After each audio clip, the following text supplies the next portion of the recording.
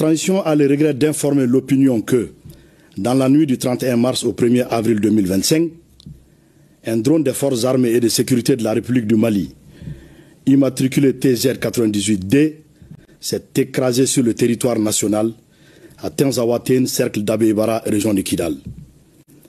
L'épave a été localisée précisément dans une zone dont les coordonnées géographiques sont les suivantes. 19 degrés, 52 minutes, 4,738 secondes nord, 2 degrés, 53 minutes, 38,101 secondes est, à 9,5 km au sud de la frontière Mali-Algérie. Suite à cet incident, une enquête a été immédiatement ouverte. Des résultats de l'investigation préliminaire, les points suivants méritent d'être évoqués. La liaison a été perdue avec l'appareil dans une position située sur le territoire malien et dont les coordonnées géographiques sont les suivantes. 19 degrés, 51 minutes, 50,526 secondes nord, 2 degrés, 53 minutes, 36,099 secondes est, soit 10,2 km au sud de la frontière Mali-Algérie. La distance entre le point de rupture de liaison avec l'appareil et le lieu de localisation de l'épave est de 441 mètres. Ces deux points sont tous situés sur le territoire national. Les dernières informations transmises par le drone étaient relatives à une rencontre de terroristes de haut profil qui planifiaient des actions.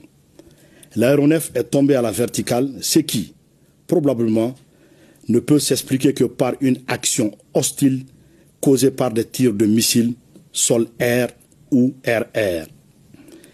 Quelques heures après l'incident, le gouvernement de la transition a pris connaissance par voie de presse d'un communiqué du ministère de la Défense algérienne revendiquant la destruction d'un drone qui aurait survolé l'espace aérien de l'Algérie sur 2 km. Afin d'approfondir les enquêtes, les autorités maliennes ont demandé aux autorités algériennes de leur fournir des éléments probants étayant la violation de leur espace par un drone de reconnaissance malien. Depuis 72 heures, aucune suite satisfaisante n'a été réservée à la demande malienne. Le gouvernement de la transition conclut avec certitude absolue que le drone des forces armées de sécurité maliennes a été détruit suite à une action hostile préméditée du régime algérien. Cette décision repose sur les éléments ci-après.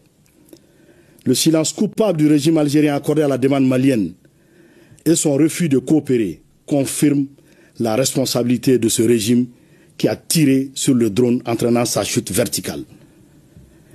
Les données précises de la trajectoire de l'appareil enregistrées dans le système prouvent sans ambiguïté que l'appareil n'a jamais quitté l'espace aérien de la République du Mali.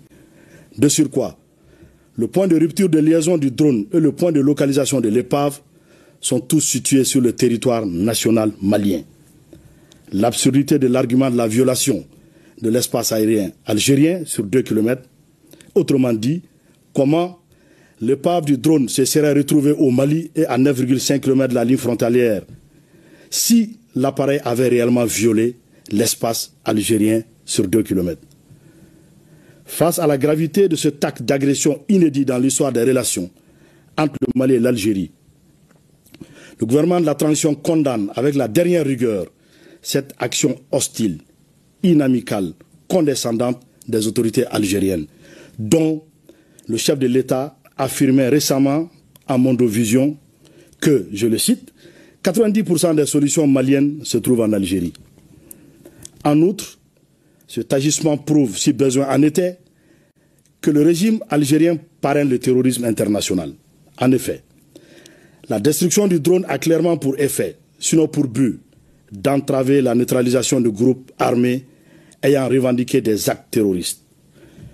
Le gouvernement de la transition, en cette triste circonstance, tout en rappelant la teneur de son communiqué numéro 64 du 25 janvier 2024 et celle de l'allocution du Mali lors de la 79e session de l'Assemblée générale des Nations unies, condamne l'attitude du régime algérien qui, en plus de servir de base arrière aux groupes terroristes, s'engage aujourd'hui dans la lutte armée pour perpétrer des agressions contre un État voisin en vue de protéger ses suppôts terroristes. En conséquence, en réponse à cette énième provocation du régime algérien, le gouvernement de la transition décide de 1. Convoquer l'ambassadeur algérien pour protester contre l'hostilité du régime algérien. 2. Se retirer avec effet immédiat du comité d'état-major conjoint CEMOC. 3. Porter plainte devant des instances internationales contre le régime algérien pour acte d'agression. Aussi, le gouvernement de la transition fait remarquer que cette agression flagrante du régime algérien contre le Mali est en contradiction avec la participation effective de la République du Mali à la guerre pour l'indépendance de l'Algérie pour soutenir le Front de Libération Nationale, FLN. Enfin, il demande au régime algérien, exportateur de terrorisme, de cesser d'être une menace à la paix et à la sécurité régionale, puis d'adopter un comportement responsable visant à promouvoir la paix et le développement. Le gouvernement de la transition réitère à la population malienne que rien n'entamera la détermination des forces de défense et de sécurité maliennes sous le leadership de son Excellence le général d'armée Assimi Goïta, président de la transition, chef de l'État, à poursuivre et à atteindre le noble objectif d'éradiquer le terrorisme sous toutes ses formes. Suivant cette volonté, dans les heures qui ont suivi l'agression du régime algérien contre le drone malien, d'importantes cibles terroristes ont été frappées avec succès dans la localité de Tinzaouatène et ailleurs sur le territoire malien. Ces opérations vont continuer et pourront s'intensifier selon l'évolution de la situation. Que Dieu bénisse le Mali, préserve les Maliens.